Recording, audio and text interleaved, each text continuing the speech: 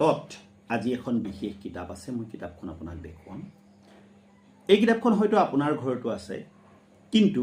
বিশেষভাৱে মই একেখন কিতাপকে আপোনাক দেখাব লগা হৈছে তাৰ এটা কথা আছে বিশেষ আপুনি ভিডিওটো শেষলৈকে চাব এটা বিশেষ কথা মই জনাবৰ কাৰণে কিতাপখন দেখাইছো এখন চাওকচোন কিতাপখনৰ নাম হ'ল বিজ্ঞানৰ কি কিয় কেনেকৈ কোন আৰু কেতিয়া আৰু লেখক হৈছে শান্তনু কৌশিক বৰুৱা এনেকৈ দিলে আপোনালোকে দেখিব নাই জানো ৰিভাৰ্স ইমেজে দেখেনে সম্পূৰ্ণকৈ দেখে মই ধৰিব পৰা নাই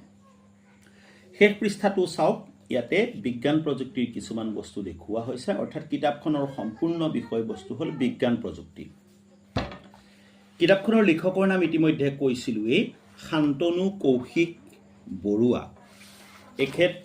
বৰ উলামুলা মানুহ নহয় কিতাপৰ শেষৰ পৃষ্ঠাটো ফাটি আছে দেখিছেনে বাৰু এইটো কথাও মই ক'ম এখেত বৰ উলামুলা মানুহ নহয় এখেত এজন পুৰস্কাৰপ্ৰাপ্ত বিজ্ঞান লেখক আৰু এসময়ত এখেতে শৈক্ষিক যি তেখেতৰ পাৰদৰ্শিতা সেয়া দেখুৱাই সমগ্ৰ অসমৰ ভিতৰত নাম কৰিছিল এখেতে বহুকেইখন কিতাপ লিখিছে এখন হ'ল মই লৈ থকা কিতাপখন কোনে কেতিয়া ক'ত কেনেকৈ কি আৱিষ্কাৰ কৰিছিল আসাম ইয়েৰবুক সহস্ৰাব্দৰ বিশ্ব অসম অভিধান সাহিত্যৰ ইয়েৰবুক অসমীয়া বুক অফ ৰেকৰ্ডছ পৃথিৱী পৰিক্ৰমা ইত্যাদি ইত্যাদি এতিয়া কথা হ'ল এই কিতাপখন আজি মই ভিডিঅ'ৰ প্ৰসংগ হিচাপে কিয় আনিলোঁ শেষৰ পৃষ্ঠাটো আপোনালোকে দেখিছে ফটা আছে নহয়নে বাৰু কোনোবাই ফালিলে আৰু প্ৰথমৰ এই 5টা পৃষ্ঠাও ইয়াত নাই এতিয়া কথা হ'ল এই কিতাপখন যেতিয়া আমি ছাত্ৰ হৈ আছিলোঁ তেতিয়া এই কিতাপখন কিনিবলৈ মোৰ খুব ইচ্ছা আছিল কিন্তু কিতাপখন কিনিবলৈ মোৰ হাতত পইচা নাছিল মা দেউতাৰ আৰ্থিক সচ্ছলতা আছিল কিন্তু কেউটা ল'ৰা ছোৱালীৰ যি অভাৱ অভিযোগৰ যোগাৰ কৰিব লগা হৈছিল তাৰ বাবে মোৰ সৎ যোৱা নাছিল দেউতাক যে এখন দামী কিতাপ মই কিনিব লাগিব এখন বৰ কম দামী কিতাপ তেতিয়া দিনত নাছিল কিন্তু এইখন এনেকুৱা এখন কিতাপ আছিল যিখন কিতাপ যদি মই সৰুতেই পালোহেঁতেন আজিৰ তাৰিখত মই বহু কথা জনা এজন জ্ঞানী মানুহ হ'ব পাৰিলোহেঁতেন এতিয়া আজি যেতিয়া এই কিতাপখন মই দেখা পালোঁ ঘটনাক্ৰমে মই দেখা পাইছিলোঁ কেনেকৈ দেখা পাইছিলোঁ মই কৈছোঁ আচলতে মই স্কুললৈ যাওঁতে মোৰ ডিউটিলৈ যাওঁতে প্ৰায় এখন দোকানত সোমাওঁ আৰু তেখেতসকলৰ দোকানৰ পৰা মই তামোল খাওঁ তামোল এখন লৈ যাওঁ আৰু তামোল লৈ থাকোঁতে মই দেখা পালোঁ এনেকৈ কিতাপখন এই ধৰণে ঠিক মেলা হৈ আছে তাৰ পৰা দোকানী এখন কাগজ ঠিক ফালিবলৈ লৈছে মই তেখেতক ৰিকুৱেষ্ট কৰিলোঁ আপুনি ফালিব তেখেতে ক'লে কিয় ফালিব নালাগে কিতাপখন তেখেতক ক'লোঁ কিতাপখন আপোনাৰ পৰা কিনি নিম যিহেতু এখন অসমীয়া ভাষাৰ এখন অতি মূল্যৱান কিতাপ কাৰণ এইখন কিতাপৰ অভাৱত মোৰ জ্ঞান আজি 10 ভাগৰ এভাগত যদি ৰৈ গৈছে তেতিয়াহ'লে এই কিতাপখনৰ গুৰুত্ব যথেষ্ট আছে মই প্ৰায় দেখা পাওঁ যে ভগামালৰ বস্তু অনা মানুহবিলাকে কি কৰে কিতাপবিলাক এনেকৈ কাৰোবাৰ পৰা ৰদ্দি হিচাপত কিনি লৈ আনে আৰু প্ৰায় ঠেলাবিলাক ৰাখি ভাল কিতাপ আছে নেকি চাওঁ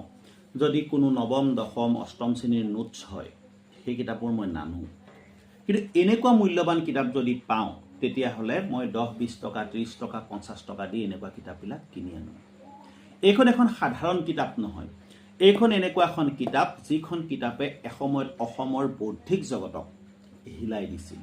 এইখন এনেকুৱা এখন কিতাপ যিখন কিতাপৰ লোভ এসময়ৰ অধ্যয়ন পিপাসু ছাত্ৰ ছাত্ৰীসকলৰ মাজত খুবেই আছিল দুৰ্ভাগ্যবশতঃ এই কিতাপখনৰ কপিটো মোৰ ওচৰত নাছিল এতিয়াও মোৰ ওচৰত কিতাপখনৰ 5টা পৃষ্ঠা নাথাকিব শেষৰ পৃষ্ঠাটো নাথাকিব কিন্তু কিতাপখনৰ আত্মাটো মোৰ লগত থাকিব তাৰ কথা সেইটো এই কিতাপখন কিমান দি মই কিনিছোঁ জানেনে কিতাপখন মই মাত্ৰ 20 টকা দি কিনি আনিছোঁ অৰ্থাৎ দোকানীজনে মোৰ ইচ্ছাৰ প্ৰতি সন্মান জনাই তেখেতে মোক কিতাপখন দিছে এটা কিতাপখন ফলাৰ কাৰণে দোকানীজন দোষী নেকি 1% দোষী নহয় কিতাপখন গাঁৱৰ পৰা বুটলি অনাৰ কাৰণে ভগামাল বিক্ৰী কৰা মানুহজন দোষী নেকি 1% দোষী নহয় দোষী কোন জানেনে যি ঘৰ শিক্ষিত মানুহে এনেকুৱা এখন মূল্যৱান কিতাপ ৰদ্দি হিচাপত বিক্ৰী কৰি দিছে তেখেতসকল আচলতে দোষী মোৰ দৃষ্টি কাৰণ এজন ব্যক্তিৰ পঢ়িবলৈ মন নাথাকিব পাৰে এই প্ৰজন্মৰ এজন ব্যক্তিৰ পঢ়িবলৈ মন নাথাকিব পাৰে ইয়াৰ আখৰবিলাক মই বৰ ভালকৈ ধৰিবই পৰা নাই মোৰ চকুৰ অলপ প্ৰব্লেম হৈছে কিন্তু এই কিতাপবিলাক আমি পঢ়িবলৈ মন কৰা ভৱিষ্যত প্ৰজন্মটোৰ কাৰণে সাঁচি সামৰি থৈ দিয়াটো আমাৰ এক দায়িত্ব আৰু সেই দায়িত্বটো এই কিতাপখনৰ মালিকে পালন কৰা নাছিল যাৰ কাৰণে মই আজি এই কিতাপখনকে এটা ভিডিঅ'ৰ বিষয়বস্তু হিচাপে বাছি আনিবলগীয়া হৈছে